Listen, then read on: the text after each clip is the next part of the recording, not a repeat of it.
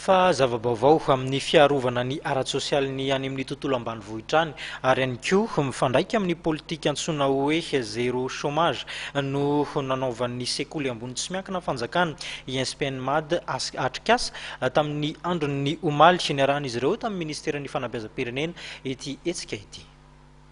Amin'ny maha Institut supérieur privé des novateurs de Madagascar ny INSPN MAD dia mitondra zava-baovao ho an'ireo mpianatra indray ity sekoly ambony tsy miankina iray ity.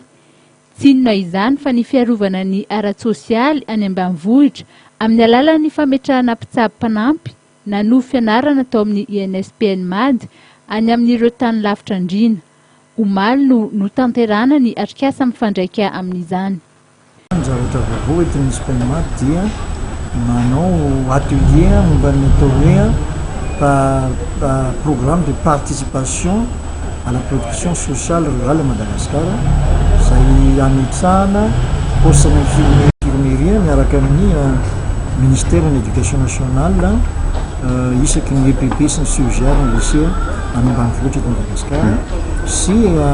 ametrahana deux centres d'éducation médico-sociale any amin'ireo deux zones d'intervention zay raha nay miasa ny fanjakana ka nifanana ho an'ireo olona manana CPE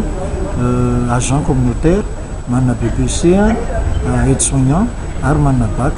infirmier. Mifandraika indrindra amin'ny politikan'ny INSPN MAD zéro chômage ity tetikasa ity ka mpianatra infirmier ronjato no ahazo asa amin'izany eo am-piandohana arakaraky ny isan'ny faritra ifanarahana amin'ny ministera piay na ny zone de convention izany. Fitaovana fototra ilaina isaky ny toeram-pitsaboana ohatra ny latabatra, ny stéthoscope, ny tensiomètre, boîte à pansement na koa fitsapana hafanana.